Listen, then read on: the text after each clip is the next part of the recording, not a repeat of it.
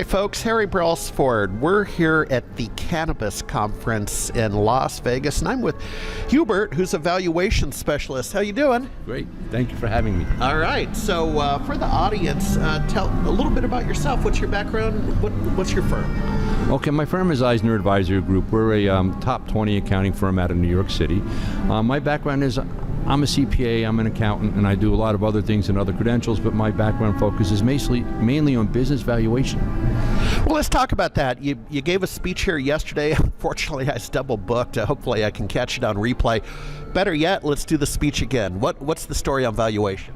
Well, the valuation, it was a round table. Actually, it was me with Claudia Miranda and Douglas Hanna, three individuals who were in the space, and we just had a good give and take about valuation metrics, how companies are valued, what are the inputs that go into a valuation, what are the important factors of evaluation, and what can one expect in the valuation process? What is the process? What would the cost be? And who are the users of valuations, and what are the needs for the valuation?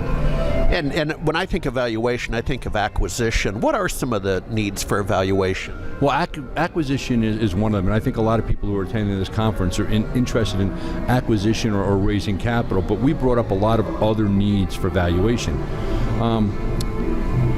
Valuation could be used for compliance purposes. Okay. If people own an interest in a cannabis business and someone dies, you would need an estate and gift tax valuation.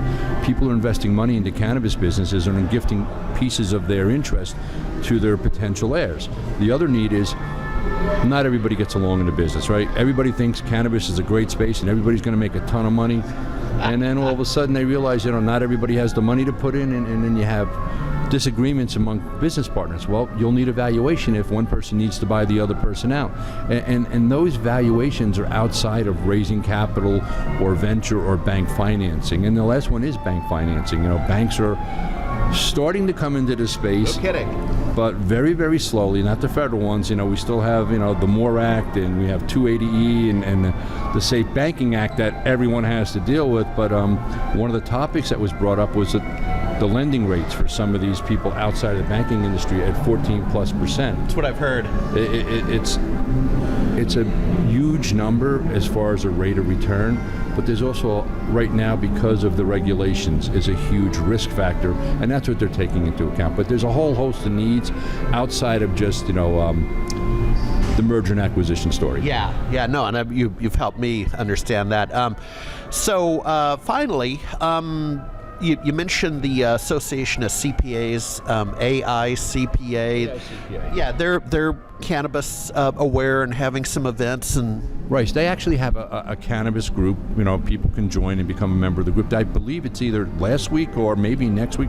They're having their national conference on that here in Vegas as well.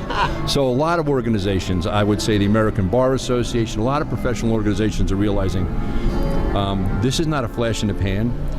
This is here to stay. The regulatory environment looks positive. We don't know when things are going to happen, but it looks a lot more positive than 2 years ago. So everybody's realizing that, you either get on the wave or you get crushed by the wave. Exactly. Finally, how'd you like the show? The conference is great. I think Cannabis Business Times put together a great event, great venue. I've been to a lot of events at a lot of other properties here in Vegas. I love the fact I come down the elevator bay, I go 30 yards to my right, I make another right, and I'm on the convention floor. Some places I walk a half a day to get to the convention floor. I think Cannabis Business Times did a great job, and they have a lot of great speakers. There's a bunch of signs up here where people are talking about how great this is. It is that good. And I got invited to this, just so you know. I got a phone call and an email about a month and a half ago that they were looking for somebody for valuation. I really didn't know much about this particular organization, and I'm very impressed. Yeah, no, I concur. It's been a short walk from the room I'm in, which is a rarity in Las Vegas. Yeah. And I would also offer, it's a smaller show in our industry. MJBizCon in November, probably be about 35,000 plus again. And I like the intimacy, right? I mean, we're having some real conversations here. Absolutely.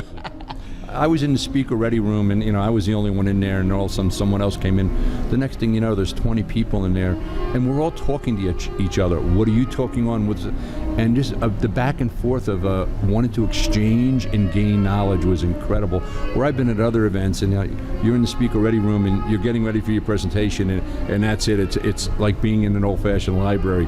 This was like everybody's interested in what everybody else is doing. Yeah, we still help each other. Well, hey, if you don't mind, myself and Jenny will reach out to you. I don't know, first year, see what's going on in the industry. Happy to talk to you again, and everybody get on board. There we go. Thanks, Hubert. Thank you. All right.